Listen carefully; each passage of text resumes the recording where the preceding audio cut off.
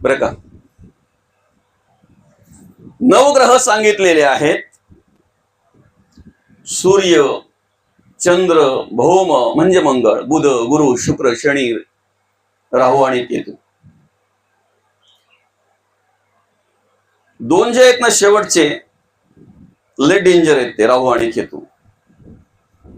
काय एकापासूनच दोन झालेले आहेत ते. एकाला धड नाही आणि एकाला शिर नाही.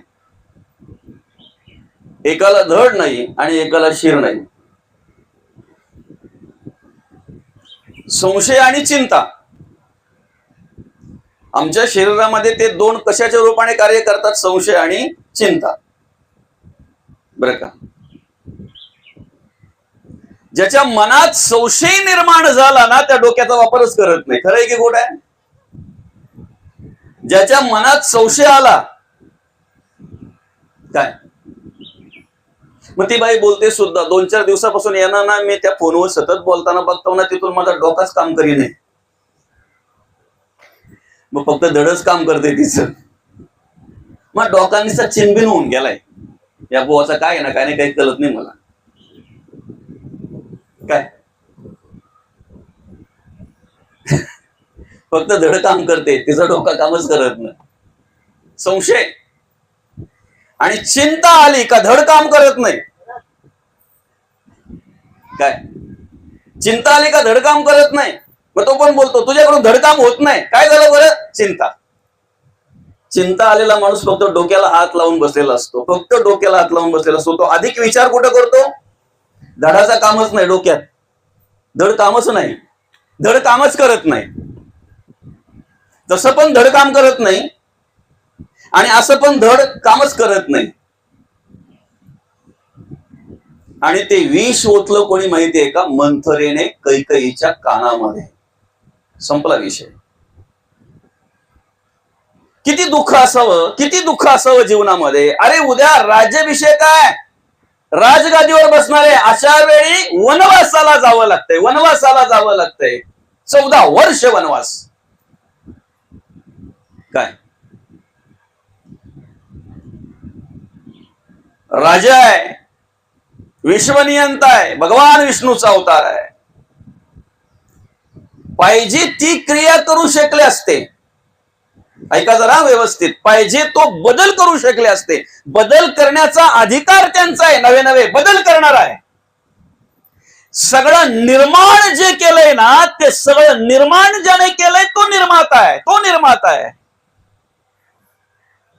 पण कदाचित जर देवाने देवासाठी बदल केला असता ना, तर आपल्यासारखे भक्त आज भांडले असते देवाशी. देवा, तुझ्यासाठी न्याय वेगळा आणि आमच्यासाठी न्याय वेगळा करे, भांडले असते. तक्रार करणारा फक्त माणूस आहे. प्राण्या पक्ष्यांच्या जीवनात सुद्धा दुःख आहे माऊली. प्राण्या पक्ष्यांच्या जीवनात सुद्धा दुःख आहे. सुद्धा नाही, माणसापेक्षा जास्त. फरक एवढाच आहे, ते तक्रार करत नाहीत, माणूस तक्रार करतो. बरं, श्रीराम प्रभूंचं झालं, चला ठीक आहे, चला श्रीराम प्रभूंकडे आपण नाही दुःख सांगू शकत. मग भगवान श्रीकृष्णांकडे. तेव्हा देव म्हणतो, तुझा जन्म कुठे झालाय? तुमचा जन्म कुठे झालाय? कोण म्हणते घरामध्ये मस्त की अगदी, कोण म्हणते हॉस्पिटलमध्ये, त्या पण चांगल्या ठिकाणी. काय अरे म्हणे, माझा जन्मच कारागृहात आहे. जन्मच कारागृहात आहे. आणि मला मारण्यासाठी टपलेला माझा मामा, त्याच्या तावडीतून मी सुटावा म्हणून माझ्या वडिलांनी, नाही वडिलांचं प्रेम मिळालं, नाही आईचं प्रेम मिळालं. मग यशोदे मातेकडे ना, नाही का, नंदाकडे, यशोदे मातेकडे. किती संघर्ष, किती दुःख. बरं का. आम्ही तक्रार करत असताना पहिले आम्ही हे बघितलं पाहिजे, तुकोबांना काही दुःख होतं का बरं? तेवढं दुःख आहे का आपल्याला? आहे. माऊलींना दुःख होतं का?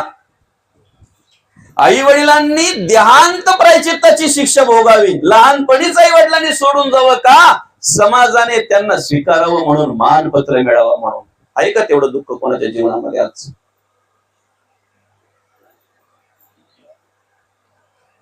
खर तर दैवजात दुःखे भरले, दोषणा कुणाचा, पराधीन आहे जगती पुत्र मानवाचा. दोन ओंडक्यांची होते सागरात भेट, एक लाट तोडी दोघा पुन्हा नाही काठ. क्षणिक तेवी हाय बाळा मेळ माणसाचा, दोष ना कुणाचा, दोष ना कुणाचा. जिथे आहोत ना तिथे देवाने मला जिथे ठेवलंय तिथे व्यवस्थित ठेवलं. एवढा विचार केला की जिथे आहोत तिथे सुखी आहोत आपण. दुःखाचं निवारण झालेलं असेल, दुःखाचं निवारण झालेलं असेल. फक्त पायी चालणाऱ्याने सायकलवाल्याकडे पाहण्यापेक्षा ज्याला चालण्याची हिंमतही नाही ना त्याच्याकडे पाहावं. सायकलवाल्याने दुचाकीवाल्याकडे पाहण्यापेक्षा जो पायी चाललाय त्याच्याकडे पाहावं. दुचाकीवाल्याने सायकलवाल्याकडे पाहावं, चारचाकीवाल्याकडे पाहण्यापेक्षा. बऱ्याचशा गोष्टी आहेत त्या. काय आमचं काय आहे माहितीये का, आम्हाला जे मिळालंय ना त्यात आम्ही समाधानी नाही. प्रत्येकाला असं वाटतंय, प्रत्येकाला मी तसा असतो तर काहीच झालं नसतं. आपलं तरी काय वेगळं आहे. शेजारणीच्या अंगावर म्हणजे तिच्या स्वतःच्या अंगावर 10,000ची साडी असली तरी ती तिला आवडत नाही, पण शेजारी बसले तिच्या अंगावर 750 रुपयाची साडी 17 वेळा हात लावून बघते. कितीची ग? 750. वाटत नाही, खूप महागडी वाटते. चांगली भेटली तुला, अरे पण तुझ्या अंगावर 10,000ची, त्याचं काय. म्हणून संत म्हणतायत, जैसी स्थिती आहे तैशा परी आहे, कौतुक तूप आहे संचिताचे. जसं भगवंताने आम्हाला ठेवलंय ना तसं राहता आलं पाहिजे. आणि पुढे आम्हाला जीवनाचा मार्ग शोधायचा आहे. ते कार्य ज्यांच्या उत्तर कार्यांच्या निमित्तानं आपण या ठिकाणी ही प्रवचन सेवा आयोजित केलेली आहे ना, त्या दादांनी जीवनाचा मार्ग शोधला, जगण्याचा मार्ग शोधला. आणि खऱ्या अर्थानं जीवनाचा मार्ग शोधला, जगण्याचा मार्ग शोधला. समाजाने आधार दिला, नातेवाईकांनी आधार दिला, घरातल्यांनी आधार दिला. आणि म्हणून गेली वयाच्या 65व्या वर्षापर्यंत दादांनी या ठिकाणी कार्य केलं, 63व्या वर्षापर्यंत. आणि 63व्या वर्षी अल्पशा आजाराने दादांनी तुमचा आमचा निरोप घेतला. त्यांचं देहावसन झालं. अल्पशा आजाराने दादांचं निधन झालं. आम्हाला भगवंताने या ठिकाणी माणूस म्हणून जन्माला घातलेला आहे, साध्य करण्यासाठी काहीतरी साध्य करायचं, काहीतरी साध्य करायचं. बरं का, आम्ही जर व्यवस्था केली माऊली, ज्या कारणास्तव या ठिकाणी जन्माला घातलंय ते कार्य जर आमच्याकडून घडलं तर खऱ्या अर्थानं आमच्या जीवनाचंही सार्थक झालं असं म्हणायला हरकत नाही, आमच्या आयुष्याचंही सार्थक झालं असं म्हणायला हरकत नाही. ते कार्य घडलं पाहिजे. बरं का, जाण्याच्या आधी ते आम्हाला कार्य करायचं आहे, जाण्याच्या आधी. बरं का, नाहीतर ती कावळ्याचीच गोष्ट ना आपल्याला नेहमी असायची. असा पाऊस पडला का मग तो काड्या गोळा करायला जायचा, घरटं करायला. पाऊस पडेपर्यंत त्याला काय आठवत नाही, त्याला काय ते स्मरण राहत नाही, नाही काय. तशी आमची अवस्था असते. बरं का, वृद्धापकाळ आल्यानंतर मग आम्ही कुठेतरी देवदेव करायला पाहतोय, रामराम म्हणायला जातोय, पण बोलता येत नाही. मग उच्चार करताना लांब लांब उच्चार होतो. सैन्य अस्ताचे राज्य करावे. ज्या वेळेला आम्हाला स्मरण होईल ना त्या वेळेपासून आम्ही ती तयारीला लागलो पाहिजे. ज्या वेळेला आम्हाला कळेल, ज्या वेळेला आम्हाला जाणीव होईल ना त्या वेळेपासून आम्ही तयारीला लागलो पाहिजे. आम्हाला काय करायचंय, काय करायचंय आम्हाला. आणि मग ज्याने ती व्यवस्था केली ना त्याला भीती नाही. काय, ज्याने ती व्यवस्था केली त्याला भीती नाही जाण्याची. कोणत्याही वेळेला कधी येऊ द्या, जायला तयार आहे. मृत्यूची भीती कोणाला बरं, काळाची भीती कोणाला बरं, यमाची भीती कोणाला बरं. आता मला सांगा, ज्यांनी तिकीट काढून ट्रेन मध्ये एखादा प्रवास करतोय त्याला कोणाची भीती आहे का? तिकीट काढून एखादा जर लोकल मध्ये प्रवास करतोय तर त्याला कोणाची भीती आहे? तो बिनधास्त चढतोय डब्यामध्ये, ज्या मिळेल त्या जागेवर बसतोय, मस्त की मिळाली जागा तर झोपून पण घेतोय. तो जर लांब पर्यंत स्टेशन असेल तर त्याला काही गरज नाही कोण चढला, कोण उतरला, कोण आला, काही नाही, काही वाटत नाही त्याला. विदाऊट चढले त्याला, ज्याच्याजवळ तिकीट नाही त्याला जागा असली बसायला तरी पण तो जरा दचकतो बसायला नाही. आणि जो चढेल तो टीशी दिसतो त्याला, जो चढेल तो. फक्त शर्टिंग केलेलं वगैरे असा काही वेगळा मुठसोटात असताना की त्याला लगेच तिशीच वाटतो, लगेच त्याच्या अंगाचे शारे वगैरे येतात. जोपर्यंत तो माणूस बसत नाही तोपर्यंत हा बघा याची कशी धडपकड होत असते. तो बसला का मग हा सुटकेचा श्वास सोडतो, बसला बाबा एकदाचा म्हणजे टीसी नाही. ज्याची लाईट मीटरवर आहे ना त्याला वायरमॅन आले काय ना लाईनमॅन आले काय नाही अजून वरचे अधिकारी आले काय काही फरक पडत नाही, मीटरवर लाईट आहे आपली. पण ज्याचा आकडा आहे त्याला कोणी जरी येताना गावामध्ये दिसलं तरी मागच्या बाजून जातो ना पहिली ती वायर खेचतो, तो आकडा खेचतो आणि मग शेजारची पोरं त्याची पोरं त्याला सांगायला येतात, बाबा त्या अमक्या अमक्याच्या घरी त्याचे मामा आले. अरे त्यांचे पाहुणे होते का ते? याला वायरमॅन वाटले. ज्याच्याकडे गाडीचे सगळ्या प्रकारचे पेपर आहेत ना, ड्रायव्हिंग लायसन आहे, सगळ्या प्रकारचे पेपर आहेत, तो भर रस्त्यातून भर चौकातून जातो, कुणी असू द्या चौकामध्ये काही फरक पडत नाही. पण ज्याच्याकडे पेपर नाहीत ना, ड्रायव्हिंग लायसन नाही ना, त्याच्याकडे काही कमतरता आहे ना पेपरांची, त्याला असं लांबून लांबून कुठून तरी रस्ता काढावा लागतो. अरे नको पुढे ते आहेत. आता सांगू का तुम्हाला, ज्याच्याकडे तिकीट नाही ना त्याला पकडणारा टीसी म्हणजे त्याच्यासाठी कोण आहे? कोण बोलला? यम. क्षमा असावी, कोणी जर असेल इकडे कोणी तिकीट चेकर, पण तो त्याच्यासाठी यमच आहे. ज्याची लाईट मीटरवर नसून आकड्यावर आहे ना त्याला वायरमॅन लाईनमॅन म्हणजे कोण आहे? त्याच्यासाठी. शिक्षा करणारा म्हणजे कोण? शासन करणारा म्हणजे कोण? ज्याच्याकडे पेपर व्यवस्थित नाहीत ना, लायसन नाही ना, त्याच्यासाठी जे चौकामध्ये जे अधिकारी उभे असतात ते कोण आहेत? दूत म्हणावं, यम किंवा यमदूत म्हणावं, शासन करणारेच आहेत ना.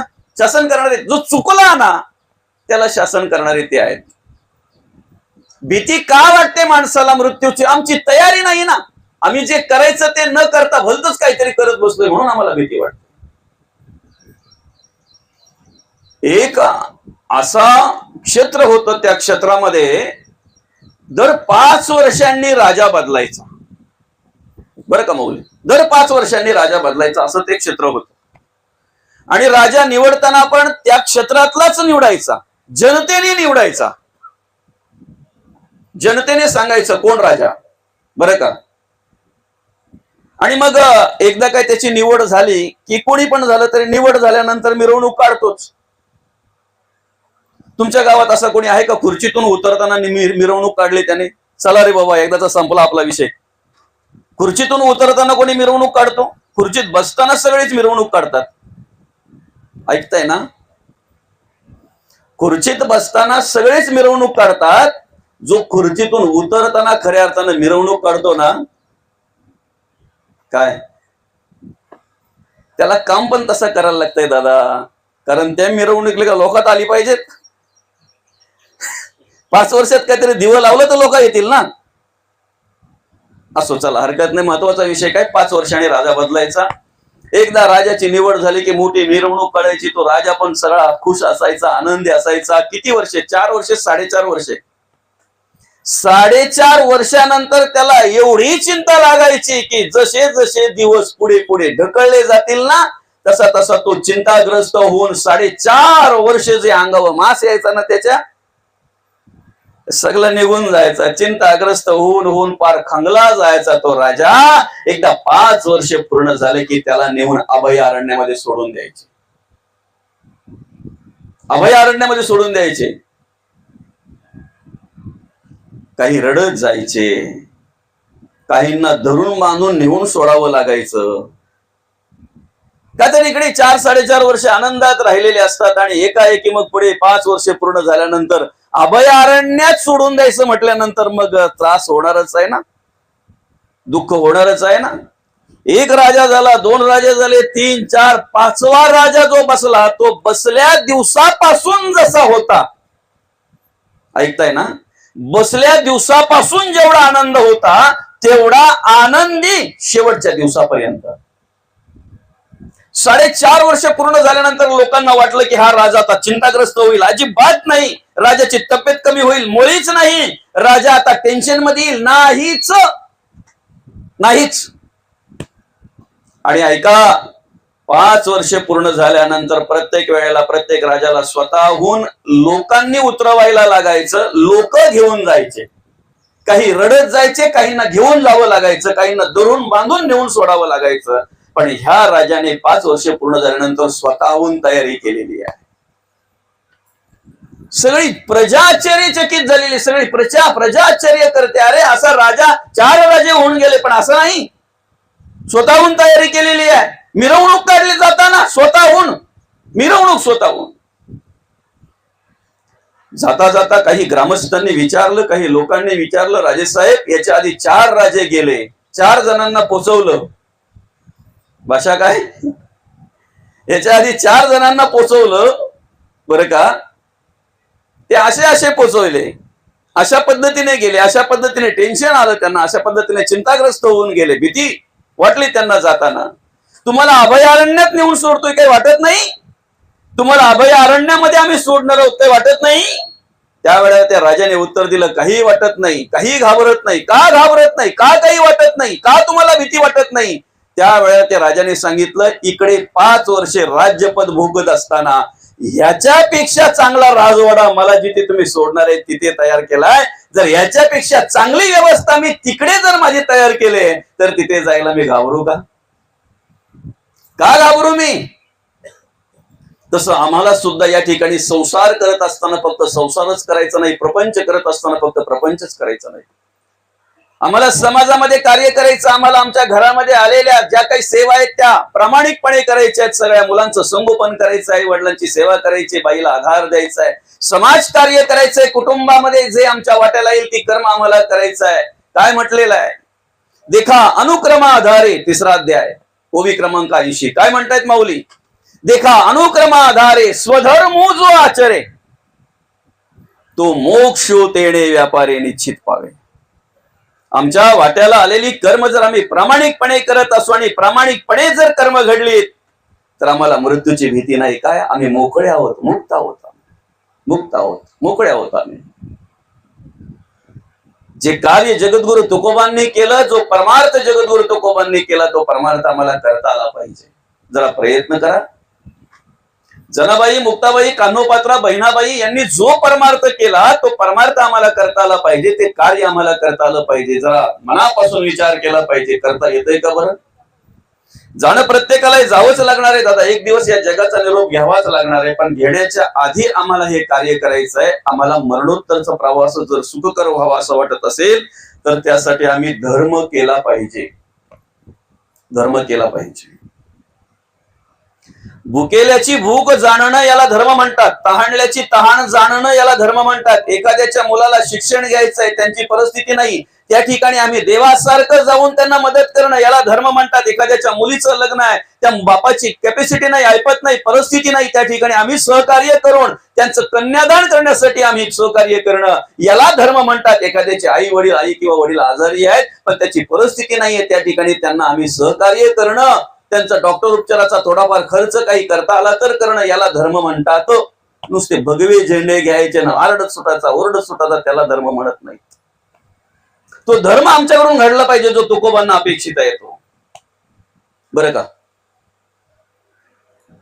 आम्ही ज्या समाजामध्ये वावरतोय ना दादा, आमचा बहुजन समाज, सगळे झाले, आगरी, कोळी, कुणबी, सगळे आले. बरं का? कुठल्या गोष्टीमध्ये अधिक करून आज अडकलाय बघा. कुठल्या गोष्टीमध्ये आज अधिक करून अडकलाय आणि कुठल्या गोष्टीचा विचार करतो. समाजामध्ये प्रबोधन जर घडवायचं आहे, समाजामध्ये जर बदल घडवायचा आहे तर आम्ही मनापासून विचार केला पाहिजे. ज्या गोष्टींची गरज आहे ती गोष्ट घडलीच पाहिजे, केलीच पाहिजे. काय आता बाबांचं वय काय बरं? 77. नाव काय बाबांचं? रामचंद्र. अरे बापरे, रामकृष्ण रे, रामचंद्र बाबा. याच्यानंतर ऐकायला भेटेल का रामचंद्र नाव? मिळेल? बाबांच्या वडिलांचं नाव काय बरं? भोबाजी. बाबांचं नाव रामचंद्र हे नाव ठेवताना कोणालाही विचारून ठेवलेलं नाही. काय तारीख, वार, वेळ वगैरे असं काही बघितलं नसेल. डायरेक्ट बाबांना जे वाटलं रामचंद्र नाव. बाकीच्या गोष्टी काही सांगायला पाहिजेत का? आमच्या गुलामीला सुरुवात त्या दिवसापासून होते. त्या दिवसापासून आमच्या गुलामीला सुरुवात होते, पण आम्हाला कळत नाही. बाबांचं जीवन चांगल्या प्रकारे आहे. कारण आता बघा, बसल्यापासून ते जशी मांडी घातली तशीच आहे. आमच्यासारख्या तरुणांना लाजवेल असा परमार्थ आहे बाबांचा, असं कार्य आहे बाबांचं. किती शांत्या केल्या आयुष्यामध्ये, एक पण नाही ना शांत्या. हा, मग आमच्यासारख्या तरुणांनी आदर्श घ्यायला नको का? बहुजन कशात अडकलोय आम्ही? एक पण शांती केली नाही बाबांना भेटा. जिथे पाहिजे तिथे कमी आणि नको तिथं आम्ही. काय खरंच सांगा आता, प्रवचनाची कीर्तनाची जी श्रवणाची गरज आहे ती तरुणांना की वृद्धांना? प्रबोधनाची गरज कोणाला आहे? आमच्या मांडीवर गाथा पाहिजे, गीता पाहिजे, ज्ञानेश्वरी पाहिजे, भागवत आम्ही वाचला पाहिजे, संतांचं चरित्र आम्ही वाचलं पाहिजे, हिंदवी स्वराज्य संस्थापक राजे शिव छत्रपतींचं चरित्र आम्ही वाचलं पाहिजे, स्वामी विवेकानंदांना आम्ही वाचलं पाहिजे. कधी? ज्या दिवशी प्रत्येक तरुणाच्या मांडीवर शिवचरित्र आणि स्वामी विवेकानंदांचं चरित्र असेल ना, त्या दिवशी त्यांच्या भविष्याची चिंता आम्हाला नसेल, त्यांच्या आई वडिलांना पण नसेल, त्यांच्या आई वडिलांना पण नसेल. कुठे गुंतलेत आमचे तरुण? कुठे आहेत आमचे तरुण? संध्याकाळच्या टायमाला धरून आणावे लागतात आमचे तरुण. नाही, आणि एकच नाद आहे का आता? तरुणांना बर्बाद करणारा नाद एकच आहे.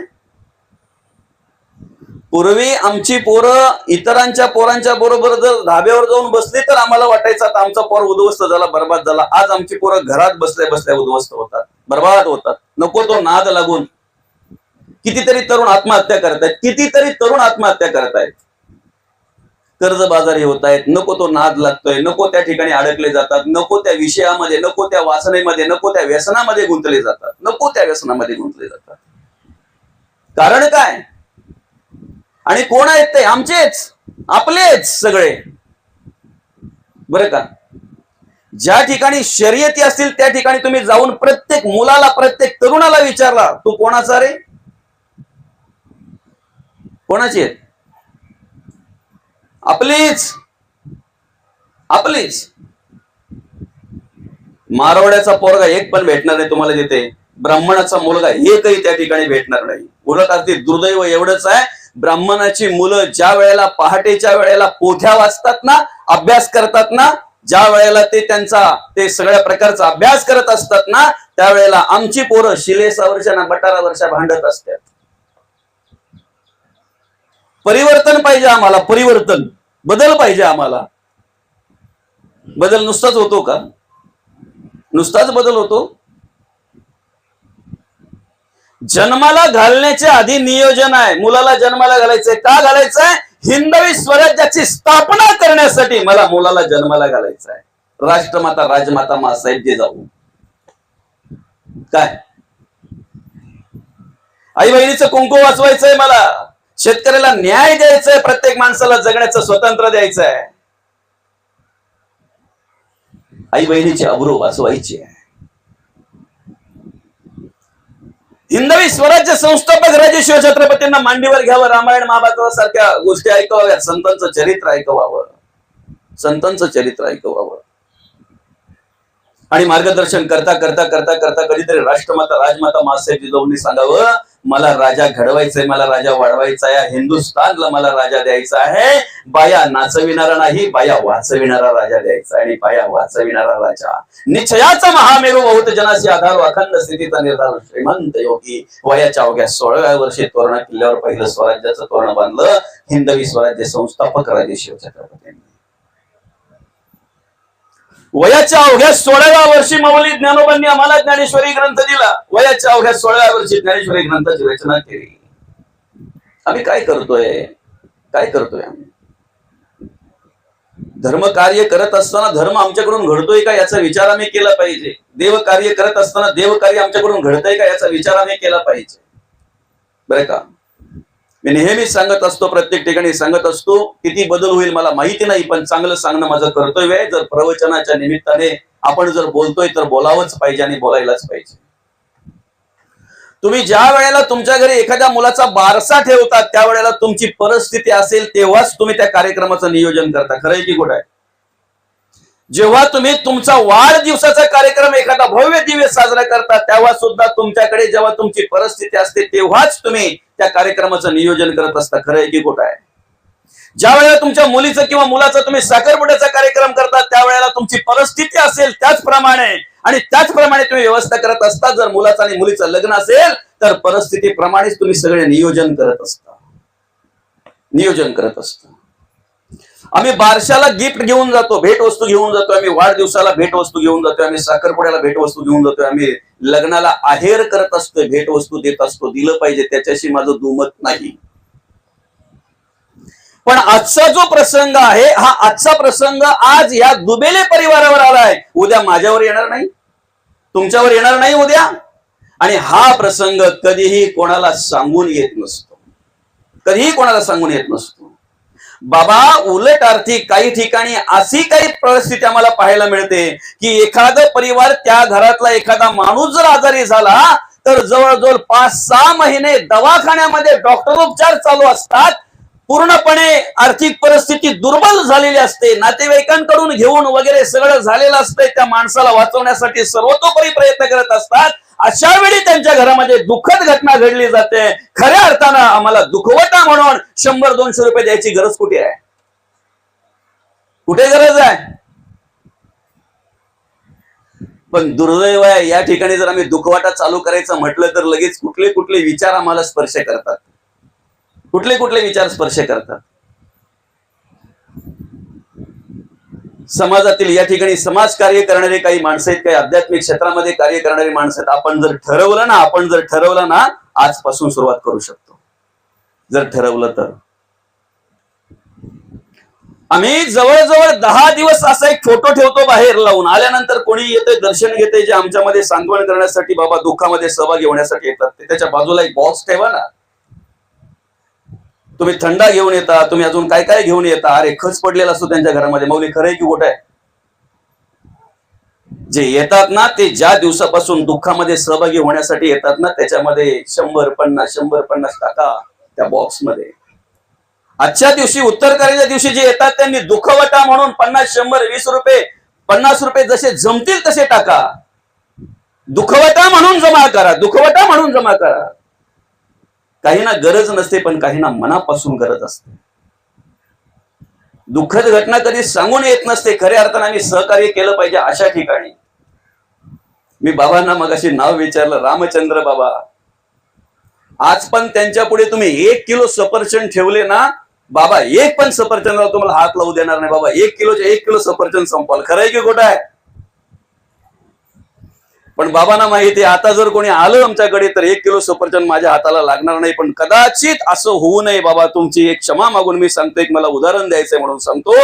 ह्याच वयाचा माणूस जर उद्या एखादा जर हॉस्पिटलमध्ये असला आणि जर डॉक्टरांनी सांगितलं की आता काही खरं नाही, तर मग लोक बघायला जाताना कोणी सफरचंद, कोणी अजून काय खच पडलेला असतो तिथे. काय मौली? त्या ठिकाणी त्या परिवाराला खऱ्या अर्थाने गरज असते. तुम्ही 200 रुपयाचा खाऊ नेण्यापेक्षा 200 रुपये त्यांच्या हातात द्या. 500 रुपयाचा खाऊ नेण्यापेक्षा 500 रुपये तुम्ही त्यांच्या हातात द्या. दिवसाला कमीत कमी 50 ते 60 माणसं जर पाहायला जात असतील त्या ठिकाणी, त्या पेशंटला आपण 200-200 जरी पकडले तरी त्या दिवसाचा खर्च त्या माणसाचा निघून जातो. हे आमच्या बुद्धीला पटणार नाही, कारण ह्या पुराणात सांगला नाही ना. सांगितलंय का पुराणात? या जर पुराणात सांगितलं असतं तर लगेच आम्ही स्वीकारला असता. पण हे पुराणात सांगितलं नाही. ही तुकोबांनी सांगितलेली गरज आहे, ही माऊलींनी सांगितलेली गरज आहे, शांतीब्रह्मनाथ महाराजांनी सांगितलेली गरज आहे. म्हणून आम्हाला स्पर्श करत नाही. काय वाचतोय आम्ही आणि काय परमार्थ करतोय आम्ही? कसला विचार करतोय आम्ही? काय खऱ्या अर्थानं ज्या ठिकाणी गरज आहे ना त्या ठिकाणी मी सहकार्य केलं पाहिजे. ज्या वेळेला ज्या ठिकाणी गरज आहे त्या ठिकाणी तुम्ही सहकार्य करताय ना, त्यावेळेला त्या माणसासाठी तुम्ही देव असता. त्याच्या तोंडातलं येतंय पण देवासारखा आलात हा तुम्ही, देवासारखे धावलात हा तुम्ही, देवासारखं सहकार्य केलं हा तुम्ही. कधीतरी हे शब्द आपल्याला ऐकायला मिळतात का यासाठी प्रयत्न करा. जर ऐकायला मिळाले तर खरा परमार्थ तुमच्याकडून घडतोय, खरी भक्ती तुमच्याकडून घडते असं म्हणायला हरकत नाही. तो परमार्थ आपल्याकडून घडला पाहिजे, तो परमार्थ आपल्याकडून घडला पाहिजे. तो परमार्थ संतांना अपेक्षित आहे, ती भक्ती संतांना अपेक्षित आहे. बरं का? जाणं प्रत्येकाला. या ठिकाणी काय म्हणतायत माऊली? ना तरी उदो असतो अपैसे अखंडित होत जात जैसे हे जन्म मरण तैसे अनिवार्य जगी. उगवणारा सूर्य सुद्धा अस्ताला जातोय, त्याला कोणी थांबवू शकत नाही. थांबवू शकतो का?